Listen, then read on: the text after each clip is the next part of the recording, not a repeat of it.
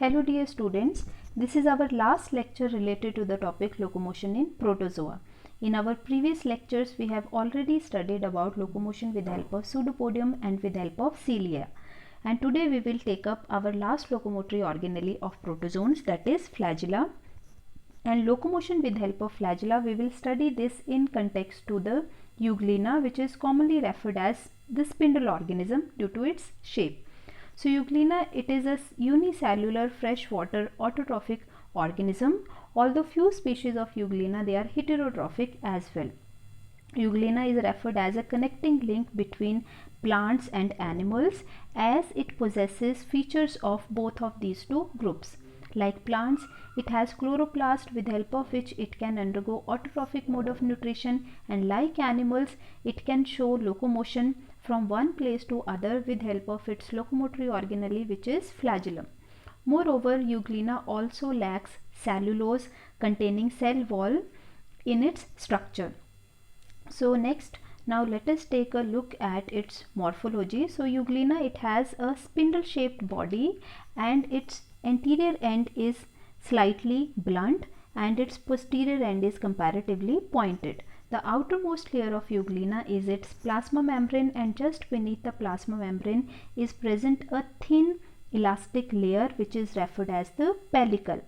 Pellicle is composed of only proteins and it do not contain any cellulose. Pellicle further consists of many helically arranged strips which are referred as the pellicular strips.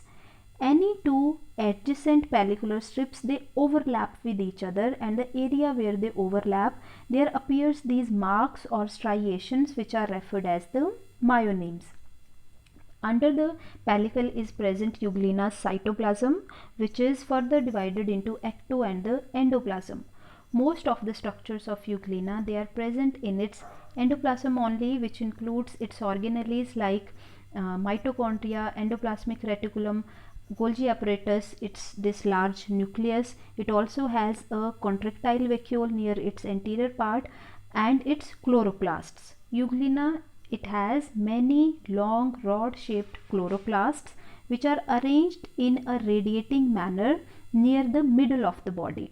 These chloroplasts, they contain green photosynthetic pigment which is chlorophyll, and with help of chlorophyll, euglena, it can synthesize its own food in form of the paramylum bodies. These paramylum bodies, they remain scattered throughout the cytoplasm in form of small granules of different shapes and different sizes.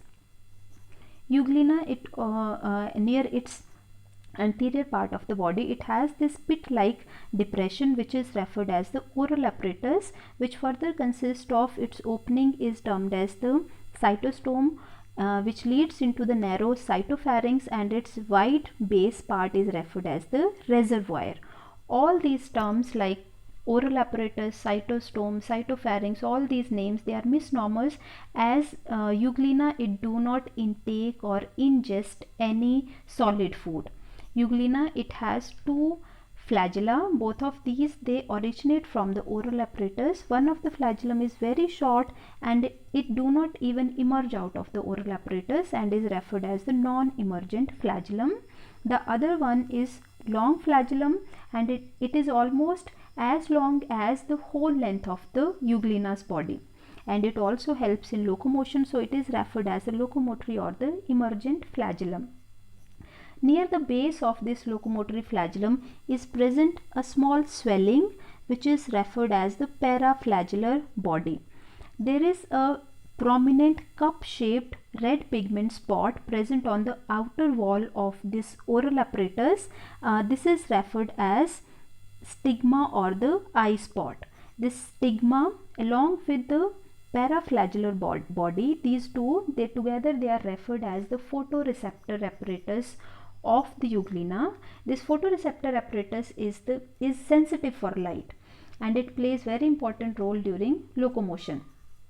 As we know that euglena is a photosynthetic organism, so it always travel towards the region of the light, although it avoids bright light. This photoreceptor apparatus during locomotion, it gives information about the direction and the intensity of the light. So now next comes the locomotion in euglena, which can occur by two modes. First is the flagellar movement and other is the euglenoid movement or the metaboly. So first we'll take up this flagellar movement, which is a swimming type movement, and it occurs with help of its locomotory flagellum. So during swimming, with help of its locomotory flagellum, euglena, it can swim at a speed of approximately 2 to 3 millimeter per minute, which is faster than the amoeba, but it is slower than the paramecium. This flagellar movement is possible due to the sliding of the microtubules which are present in the flagellar exoneme. These microtubules, they slide over each other. And about this flagellar exoneme, which is part of the ultrastructure of the flagella, we have already studied in our previous lecture. This flagellar movement is further of two types, pedal stroke and the simple conical gyration. So first we will take up this pedal stroke movement. It is termed so because during this movement flagellum, it moves to and fro or from the forward to the backward direction like the pedals of the cycle. This pedal stroke movement of flagellum is very much similar to the ciliary movement which we have studied in case of the paramecium. So like the ciliary movement, this pedal stroke movement of flagellum is also completed in two phases, the effective stroke and the recovery stroke. So during this effective stroke, first of all, this flagellum, it comes to the forward position and it becomes straight and stiff, and then it starts moving backward with force like straight rods, and while moving backward it also pushes water backward, which results in the forward propulsion of the organism. And this action of the flagellum is similar to the movement of the arms of the swimmer or to the oars of the boat. So then second is this recovery stroke, during which the stiffness of the flagellum is lost, and now this flagellum from the backward position, it comes to the forward position again softly.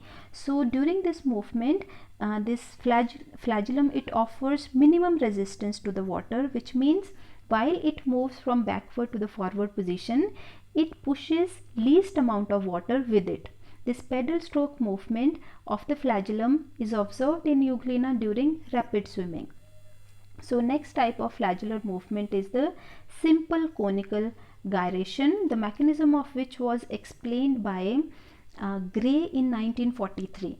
So during this simple conical gyration movement, first of all, this locomotory flagellum is held in the backward direction towards the side on which its stigma or its this photoreceptor apparatus is present, and then on the flagellum appears these waves of spiral undulation. These spiral undulation waves, they start from the base of the flagellum and then they travel towards the tip of the flagellum. During these undulation movement, flagellum, it appears almost like a spring with many spiral waves on it simultaneously. These spiral waves, they can be produced at a rate of approximately 12 waves per second. And due to these spiral waves on this backwardly directed flagellum, water is also pushed backward, and this results in the forward propulsion of the organism. Means water is pushed backward and organism, it starts moving in the forward direction. During this simple conical gyration movement, euglena swims in a very characteristic manner. So firstly, while swimming forward, euglena, it follows a spiral path along a straight central axis. Secondly, during swimming, euglena, it also rotates on its own axis, means it shows axial rotation in such a way that the same surface of the body, it faces this central axis all the times. And thirdly, euglena, it makes an angle of approximately 30 degrees with this central axis, with its posterior end near the central axis and its anterior end away from the central axis. So this type of characteristic swimming movement shown by the euglena, you can compare it with an example. So assume that you are holding a long pole with both of your hands and you are standing in such a way that your feet, they are touching the pole and your head is leaning backward and your body is making an angle with the pole, say angle of approximately 30 degrees. So that is exactly how euglena, it makes angle with this central axis. So now assume that now you start rotating around this pole in the same position, means you are still leaning backward and you are rotating around the pole also. So this is comparable to its this axial rotation. Further assume that now you start moving, or rather you start climbing up this pole in the forward direction while you are still leaning backward and you are still rotating around the pole as well. So that is exactly how euglena swims. Euglena swims, and such type of swimming movement of euglena is termed as simple conical gyration movement. So apart from the flagellar movement, the other type of locomotion which is shown by euglena is termed as the euglenoid movement or the metaboly, which is a creeping type movement on the solid substratum.